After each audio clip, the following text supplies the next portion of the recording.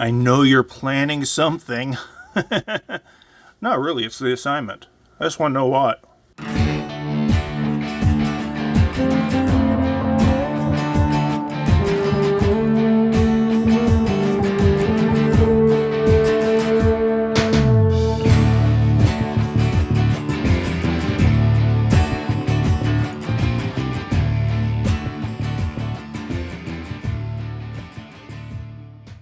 Because you really got to get the research assignment right, we're going to have a research proposal for this one.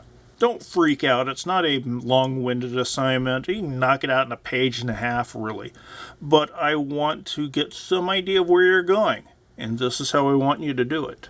I went ahead and wrote up a proposal based on the anti karaoke argument I was going to make for the ethics essay, so that we had something we could look at.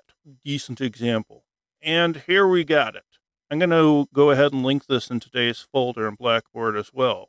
First, it's formatted as a standard MLA document, 1-inch margins all around, double spaced, indentation 1 inch, name, teacher name, class, date, title centered. I put headings so I can easily distinguish the 3 sections. We have the introduction, the thesis, and the research. Let's go over them. The introduction, some people will use it as a chance to do a rough draft for their paper introduction. That's fine if you want to do that. Professional writers tend to write their introductions near the end of the process. I mean, you can better say what you're going to argue when you finish writing the actual body of the paper than you can before you started. There's going to be some level of changes. All I really want from here is a good idea that you have a grasp on your subject and the scope of what you're going to be writing about. So, in the text in here, I introduce the place I'm looking at, Howard's Club H in Bowling Green. I establish its history, whether from its time in the 50s and 60s hosting blues legends such as Willie Dixon, or from the 90s and early 20th century as a rock club with such touring bands as Marilyn Manson, Andrew W.K., and Superdrag. Marilyn Manson played there on a few occasions, as did Kid Rock, because they were both from the Detroit scene, and Bowling Green's not too far away. For performing local musicians, playing Howard's was an achievement. Now, however, the bar has undermined its historical roots and its ties to the local musicians by moving towards the enemy of live music everywhere, karaoke. And this starts to move from why this place was important to it was important specifically to this group as a result. And the change from live music to karaoke has a specific effect on these people. So I've established the place I'm talking about, why it's important, and who the change is affecting. The thesis statement: by pivoting away from live music and towards karaoke nights in their schedule, the owners of Howard's Club H have ethically undermined their obligations to area musicians by eschewing local creators in favor of crass commerce. I have a thing for big words, but state yours as plain as you need. I'm not expecting this to be a final thesis statement. I want to know that you have a starting point in terms of argument. I will not compare and contrast this to whatever comes out at the end. This is just where your argument is at this point in time. I want to see that there is one. Then for research, the instructions say that you need to have at least 4 sources. I went ahead and threw in a few more. These were all from a quick search of the university library catalog for one book, and everything else is from Academic Search Complete. The first source, Evangelos Christakis, I guess, The Visible Evidence of DIY Ethics, Music, Publicity, and Technologies of Invisibility in Glasgow.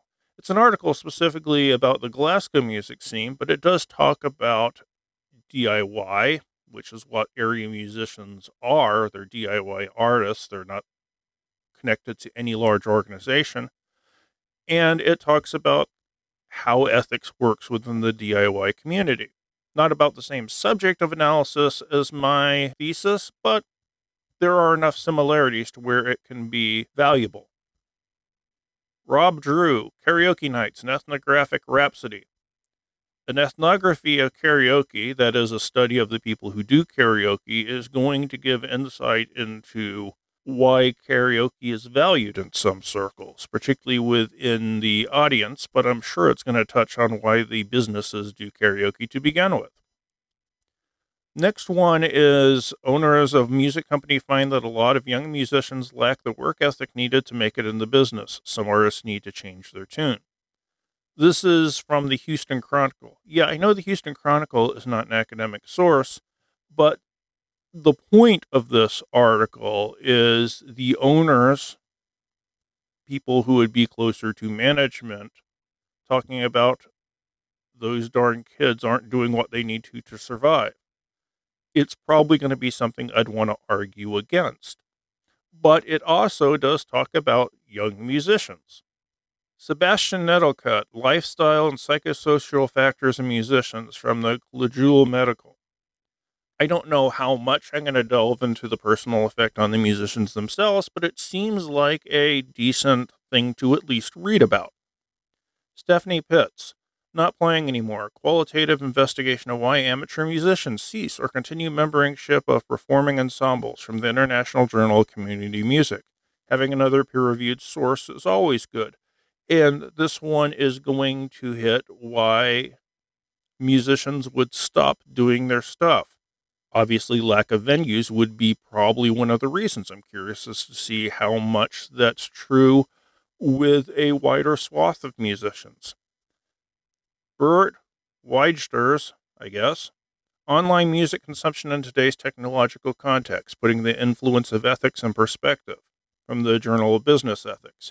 It's nice to have another source about ethics here, because you'd be shocked at how many students write a paper on ethics and don't mention ethics. I thought it would be just a kind of smart idea. You've got to have sources not only about your subjective analysis, which this does need some, it also does need more sources from the bar owner's perspective.